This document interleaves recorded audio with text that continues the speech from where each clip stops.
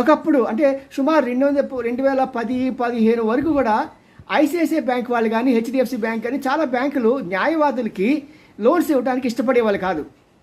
ఒకసారి నేను అడిగాను, ఎందుకు వాళ్ళు న్యాయవాదులకి మీరు లోన్స్ ఇవ్వట్లేదంటే, వాళ్ళు చాలా డెడికేషన్ పీపుల్ అండి, వాళ్ళు ప్రతి దానికి ఏదో చేసి మాకు నోటీసులు పంపించి ఇచ్చేసి మాకు ఎంతో కష్టాన్ని కలిగజేస్తూ ఉంటారు, అందుకని అలాంటి కస్టమర్లు లేకుండా ఉంటే బాగుంటుంది అని మేము అసలు మొత్తం యాజ్ అ పాలసీ మ్యాటర్ వాళ్ళని పక్కకు తీసేసాము అన్నారు పాపం న్యాయవాదులు. ఎందుకంటే ఒకప్పుడు న్యాయవాదులకి చాలా మంచి పేరు ఉండేది. తంగుటూరు ప్రకాశం కానీ, పంతులు గారు కానీ, లేకుంటే తెన్నేటి విశ్వనాథం గారు కానీ, ఇలాంటి వాళ్ళు చూసుకుంటే వాళ్ళు దేశానికి అసలు ఎంత చక్కని పేరు తెచ్చారు. అంతేకాకుండా ఎవరు వెళ్ళి అడిగినా సరే వాళ్ళు న్యాయం చేకూర్చేవాళ్ళు. ఈ రోజున న్యాయవాదులంతా కూడా పక్కవాడిని ఎలాగ తినేద్దామా అనే దీనిలో చాలామంది, అందరూ నేను చెప్పను కానీ చాలామంది అదే ఆలోచన ఉండటం వలన న్యాయవాదులకి ఉన్న చాలా చెడ్డ పేరు వస్తున్నది.